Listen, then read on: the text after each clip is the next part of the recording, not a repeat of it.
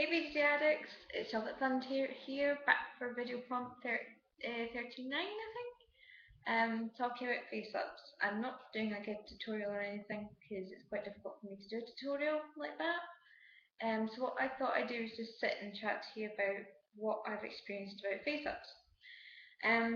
One of the main things I've experienced with face-ups is to use a lot of quotes of Mr. Superclear, because it means that if you make a mistake, you can go back and just erase the bit that you want to erase without erasing the full face up. Another thing is, do put out money for good materials. The watercolor pencils I use just now are pretty rubbish. They're not very good. They're kind of meh. It's well worth looking into getting really good soft watercolor pencils, because the hard ones often scratch away the Mr. Super Clear, and then you've got a massive scratch in your face up, which kind of sucks. Also, don't be afraid to use darker colors. If you think that the color you want to use is a shade too dark, try the shade lighter and then go back and work up from there. Because in my experience, especially when doing eyebrows, I think, oh, that colour's far too dark, but actually it's usually okay, because the pigment, depending on how good your pastels are, will take really well to the resin, or it won't take really well to the resin.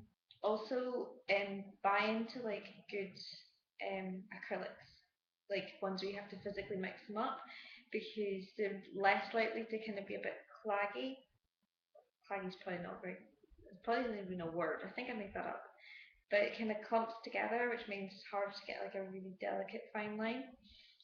Because of this, I've actually stopped doing lower lash lines for my dolls, because it makes them look kind of weird and kind of, I don't know, kind of very overly doll-like, like not realistic, very kind of.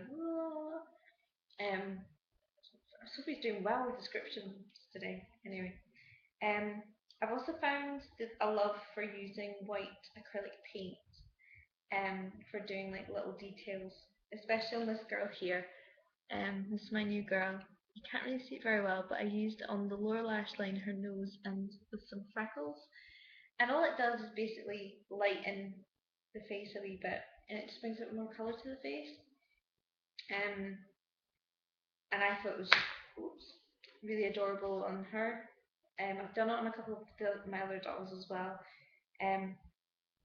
Also, if you're worried about using colours like black, go for a dark brown instead, because it's not as intense and not as kind of blah in your face.